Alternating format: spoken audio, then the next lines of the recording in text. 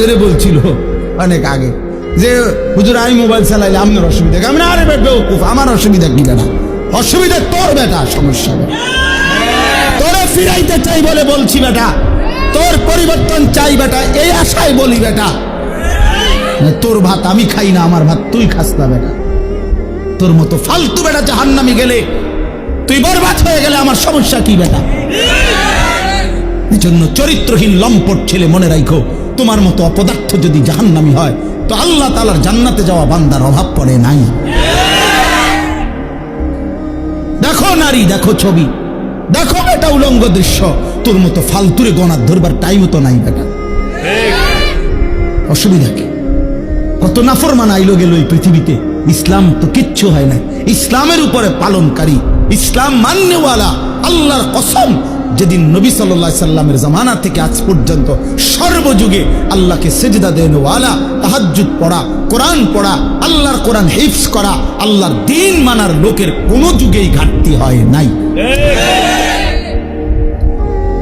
হবেও না ইনশাআল্লাহ। তো তোমার মতো ফালতু বেটা কামে লাগলে তোমার লাভ, তুমি বরবাদ হইলে কার কি সমস্যা? আমাদের কি সমস্যা? আমার কি সমস্যা বেটা? বেউকুফ, তোর সমস্যা বেটা, তোর সমস্যা। জাহান্নামের আগুনে কষ্ট পাইবি বাপ, এজন্য তোরে ফিরাইতে চাইছিলাম। খবরের আযাবে কষ্ট পাইবি বেটা, এই রং তামাশার ফুর্তি শেষ হয়ে যাবে, রঙিন ঘুরি কাইটা বলবেন।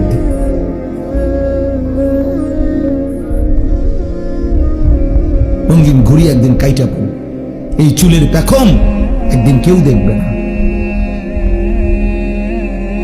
এই যৌবনের অহংকার দোস্ত কেউ দেখে না। এ দেখতে দেখতে ফুরায় যায়, দেখতে দেখতে হারায় যায়,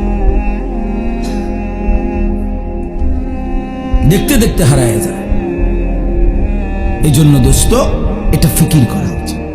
আল্লাহ তাআলা বলছে, বান্দা ওয়ালি তুকমিলুল ইদ্দা, আমি চেয়েছিলাম তুমি আমার পুরোটা মাস পুরা করবে, সবগুলো বন্দিগি পুরা করবা, পুরা করো, পুরা করো। আল্লাহ বলছে পুরা করো, কঠিন হবে না বান্দা, আমি পারবো না। পারবা বান্দা, আল্লাহ বলতেছে পারবা, আমি জানি তুমি পারবা, তুমি না পারলে আমি তোমারে দিতাম।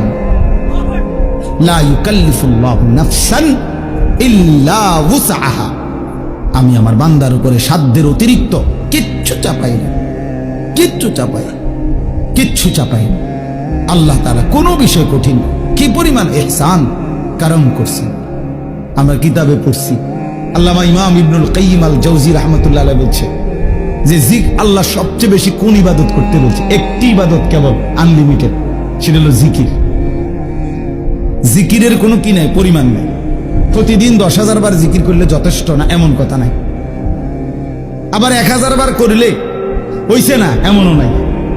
এই জিকির একমাত্র আনলিমিটেড, মানে হিসাব ছাড়া করতে থাকো। কাসীরা উযকুরুল্লাহ যিকরান কাসীরা, কিন্তু নামাজ এটার হিসাব আছে, রোজা এটার হিসাব আছে, যাকাত এটার হিসাব আছে, হজ এটার হিসাব আছে, ঠিক না?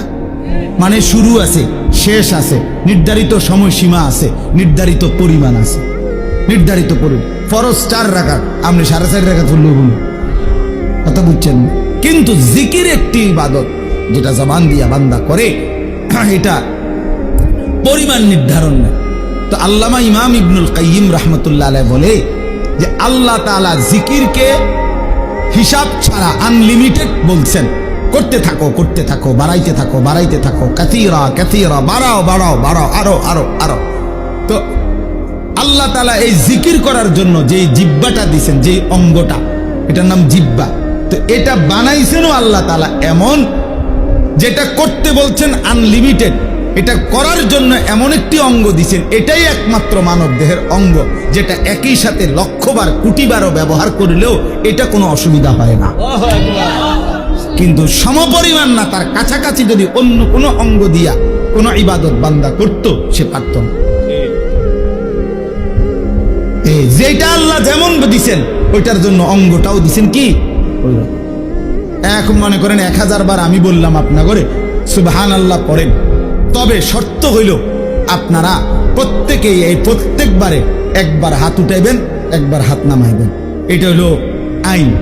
জিকির করবেন কয়বার? 1000 বার।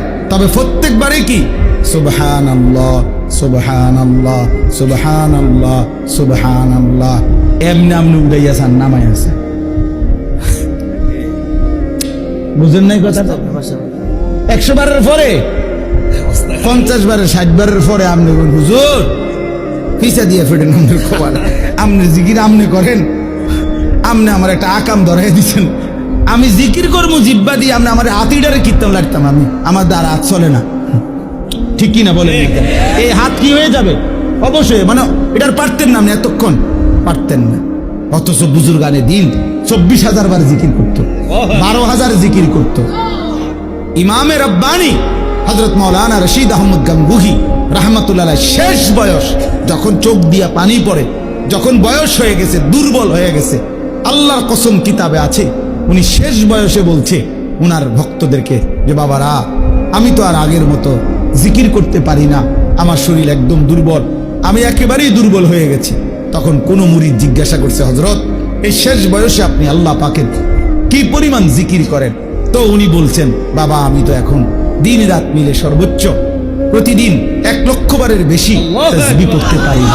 আল্লাহর কসম আমি কিতাবে পড়ছি। যে সময় তার বয়স 70-এর ঊর্ধ্বে, সেই সময়ে মানুষটা বলতেছে 1 লক্ষ বার, এখন দুর্বলতার কারণে এর বেশি করতে পারে না। এই মানুষটা 40 বছর বয়সে কি পরিমাণ জিকির করছে। হ্যাঁ, উজানিওয়ালা এত জিকির করে কেন? চরমনাইওয়ালা এত জিকির করে কেন? বুঝেন নাই কথাটা? এর পিছনে কাহিনী আছে। হ্যাঁ, গাঙ্গুহি রহমতুল্লাহ সিলসিলার যারা, তারা খুব বেশি পরিমাণ জিকির করে। জিকির তাদের কলজার সাথে, শরীরের সাথে মিশে যায়, জবান চলতেই থাকে আল্লাহ পাকের জিকির।